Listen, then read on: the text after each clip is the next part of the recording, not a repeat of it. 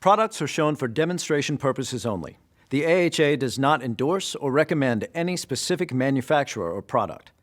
In order to show skills clearly, the healthcare providers in this video do not always use personal protective equipment, such as gloves.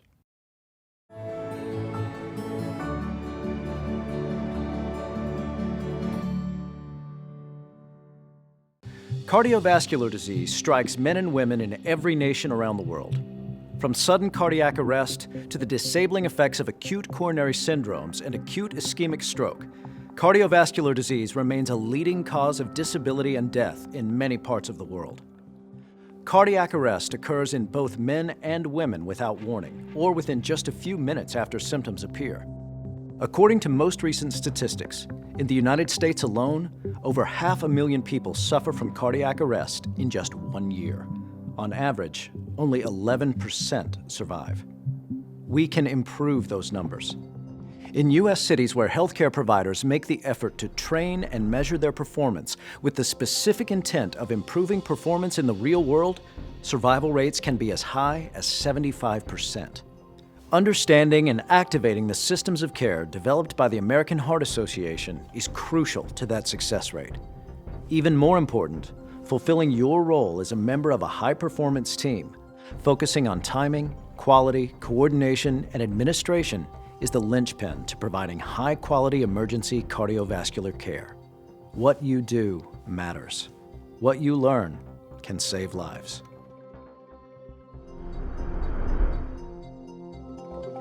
In adults experiencing sudden cardiac arrest due to ventricular fibrillation or pulseless ventricular tachycardia, the heart is quivering, but not effectively pumping blood to vital organs.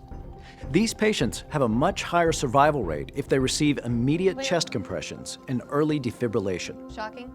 A defibrillator should be used as soon as it is available. If there are 2 or more rescuers present, CPR should be performed while the defibrillator is being attached. When necessary, healthcare providers may tailor the sequence of rescue actions to fit the most likely cause of arrest. For example, in cases involving drowning or other instances where hypoxia is likely cause of cardiac arrest, ventilation becomes much more important than in cases of non-asphyxial arrest.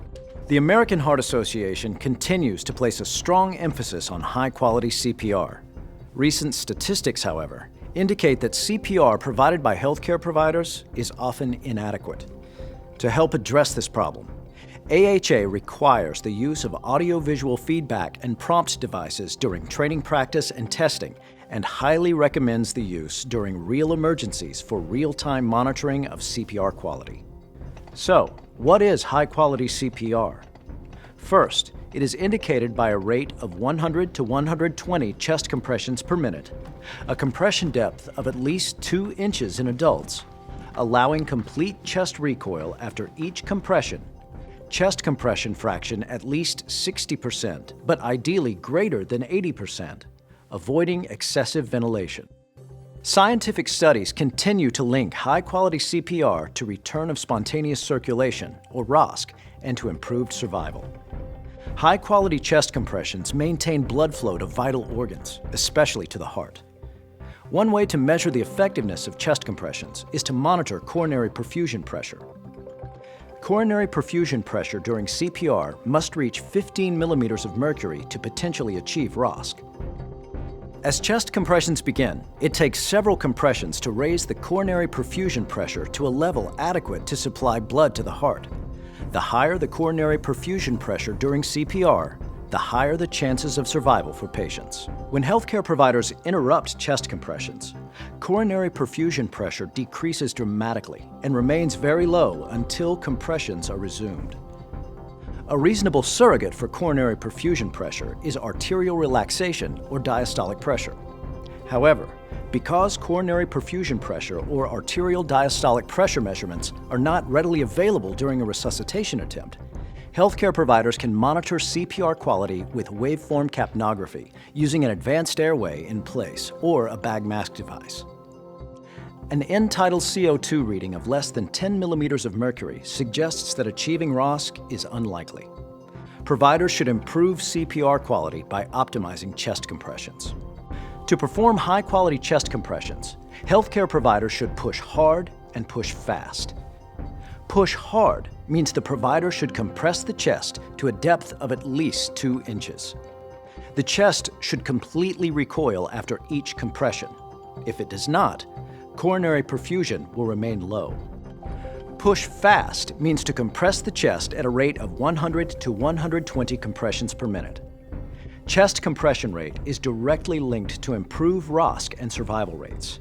However, survival rates decline when compression rates exceed 120 per minute because compressions tend to become shallower as speed increases. It can be difficult to maintain the correct depth at such a vigorous pace, which is why the American Heart Association recommends that compressors switch after 2 minutes, or even sooner if the compressor experiences or shows signs of fatigue. Another characteristic of high-quality CPR is minimal interruptions in chest compressions.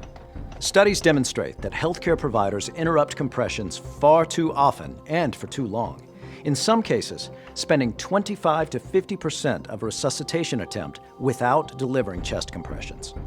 Chest compression fraction, or CCF, is the proportion of time during cardiac arrest resuscitation when chest compressions are performed. CCF should be, ideally, greater than 80%. Healthcare providers can calculate CCF using a feedback device or manually by using 2 timers. One timer measures the total code time from code start until code stop or ROSC, and a second timer that measures the total chest compression time.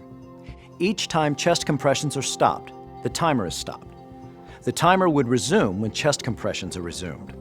The chest compression time is then divided by the total code time to equal CCF. Data suggests that lower CCF is associated with decreased ROSC and survival to hospital discharge. CCF is a measurable goal, one that providers should strive to achieve. In line with this, the American Heart Association cautions providers against spending more than 10 seconds checking for a pulse, assessing the patient, or doing anything else other than chest compressions. Finally, in performing high-quality CPR, the rescuer must avoid excessive ventilation. For arrest patients, appropriate tidal volumes should be approximately 500 to 600 milliliters, enough to see visible chest rise. This is about half a squeeze of an adult ventilation bag. Excessive ventilation can not only cause gastric inflation and resulting complications, but also can increase intrathoracic pressure, decrease venous return to the heart, and lower cardiac output and chance of survival. In terms of defibrillation, we emphasize the fluid integration of early defibrillation within high-quality CPR. Healthcare providers should start chest compressions and use the AED or manual defibrillator as soon as possible for the best patient outcomes. Some EMS systems allow responders to provide a period of CPR while preparing for defibrillation. The AHA still recommends the one-shock protocol for VF and pulseless VT.